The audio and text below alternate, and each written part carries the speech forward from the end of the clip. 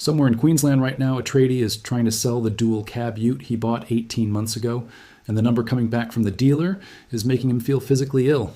He paid full retail, waited months on a waiting list, and now the market has shifted so dramatically beneath him that he is staring down a loss that would cover his mortgage repayments for half a year. He is not alone. Across Australia, from the outer suburbs of Perth to the school pickup zones of Melbourne's eastern corridor, thousands of car owners are discovering that the vehicles they purchased at the absolute peak of a once-in-a-generation supply crisis are now worth dramatically less than they paid, and in some cases, dramatically less than what they still owe the bank. This is not bad luck.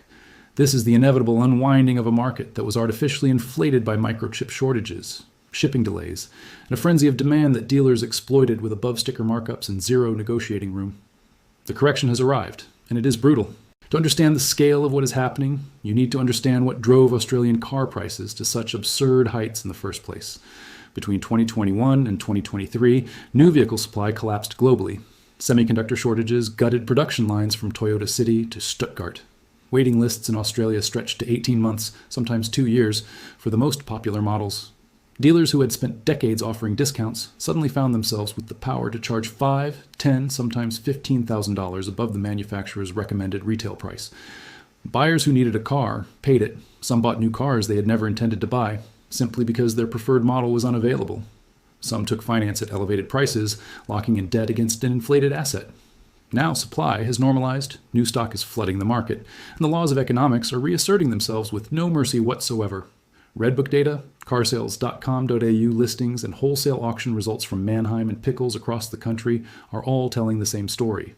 Certain models have lost value at a pace that is genuinely shocking, even by used car standards. These are the 10 models, where Australian owners are feeling that pain most acutely. The Toyota HiLux has been Australia's best-selling vehicle for what feels like an eternity, and its status as the country's favorite ute gave buyers enormous confidence during the boom period. That confidence is now costing them.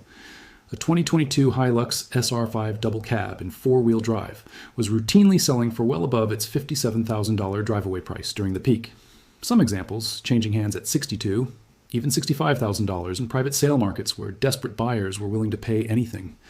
18 months on, those same vehicles are appearing at Mannheim auctions in Melbourne and Brisbane for values that have slid back into the low to mid-40s. That is a depreciation hit of anywhere from $15,000 to $20,000 in a period where most owners were expecting their ute to hold firm.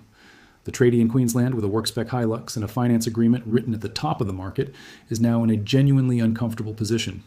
The asset under his name is worth less than what he owes, and that gap is not closing quickly.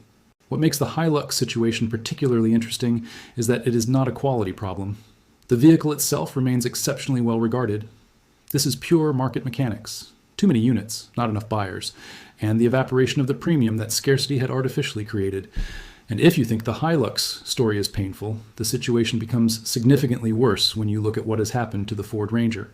The Ranger's collapse in used values has arguably been even more dramatic in percentage terms, partly because it had been marked up even more aggressively during the peak.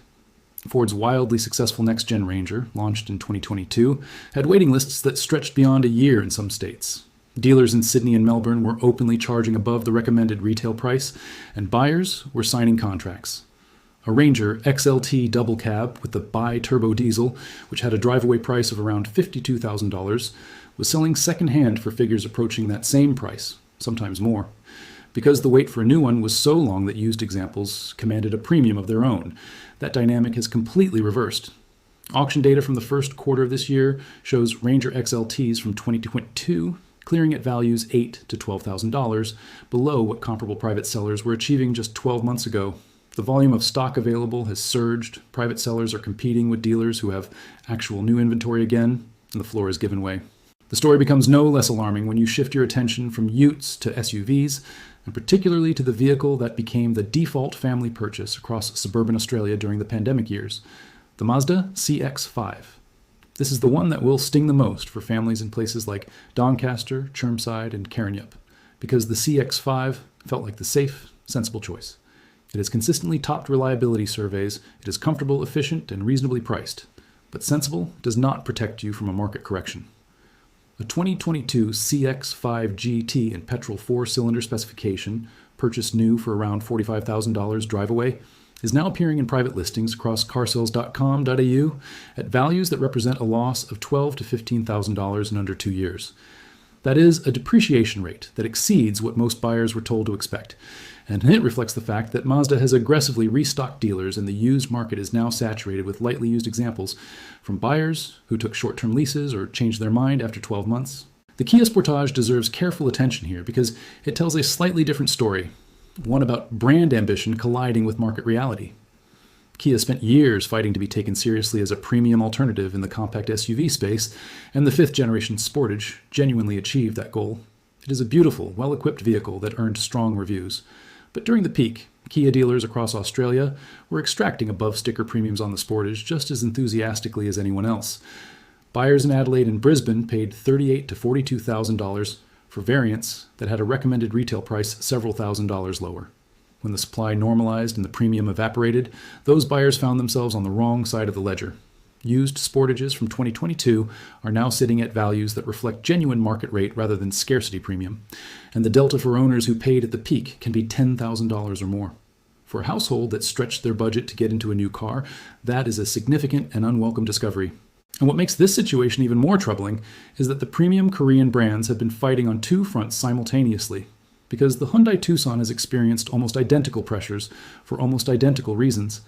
The Tucson is Hyundai's bread and butter in Australia, and during 2021 and 2022, it was almost impossible to walk into a Hyundai dealer and drive away in one without waiting. That scarcity pushed used values up and allowed dealers to limit discounts on new stock. Now the situation has reversed with considerable force. Tucson owners who financed at the peak are seeing trade-in figures from dealers that are $10,000 to $14,000 below what they paid, and the RAC and NRMA vehicle valuation tools are reflecting the same downward trend. Families in outer suburban Melbourne who bought a Tucson on a 5-year finance arrangement are doing calculations they would rather not be doing right now. The segment that perhaps nobody expected to be caught up in this story is the small hatchback category, and yet the Volkswagen Golf has found itself in exactly this position. The Golf 8, which arrived in Australia with considerable fanfare and a price that pushed toward $40,000 for the mid-spec variant, was always going to be bought by a specific type of Australian buyer, someone who cares about cars, values European engineering, and is willing to pay a premium for the badge. Those buyers paid that premium at the absolute worst time. A 2022 Golf Life TSI, bought new for around $38,000, can now be found on carsales.com.au for values in the mid to high 20s.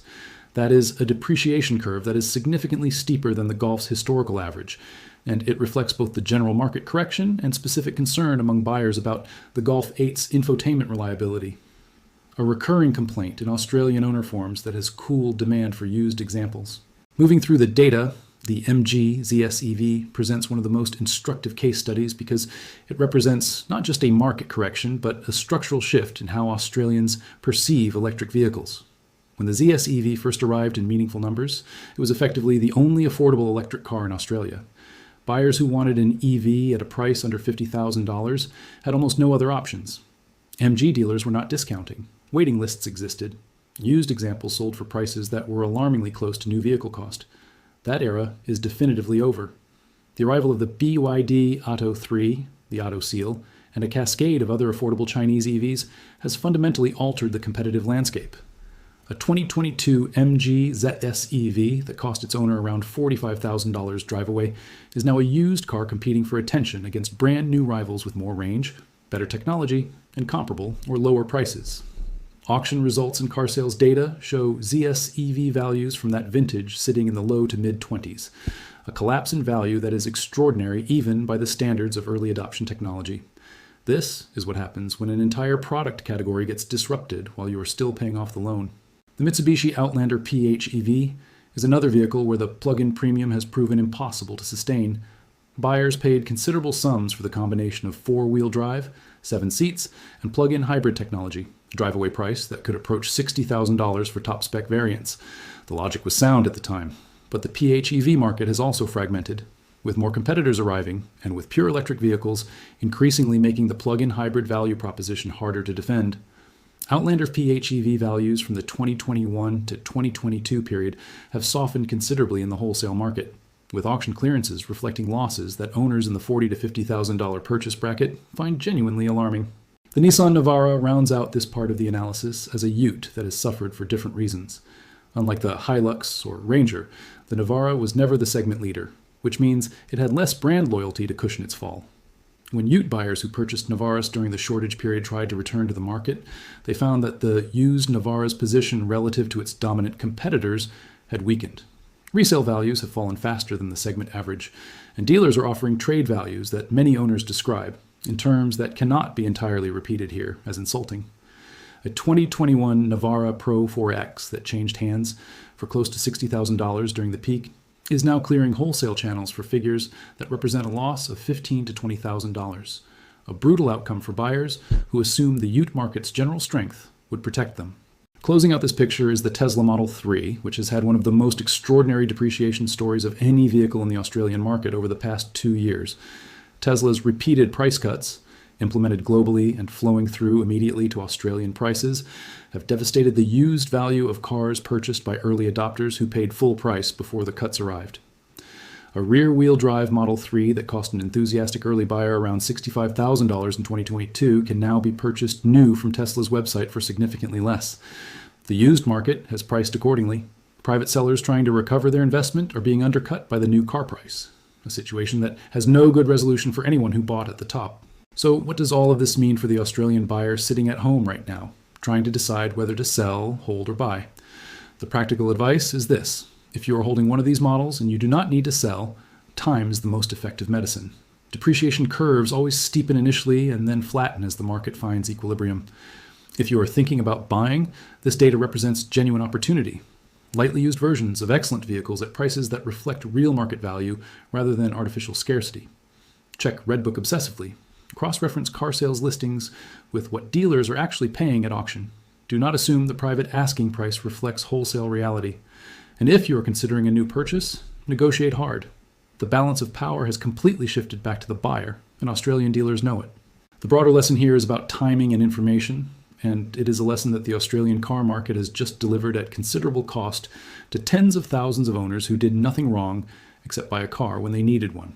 The system was distorted, the prices were artificial, and the correction was always coming. This is what the Drive Intel exists to tell you. Not after the fact as entertainment, but early enough that the next decision you make about a vehicle is an informed one. The data is available, the trends are readable, and the Australian buyers who understand them will always be better positioned than those who do not.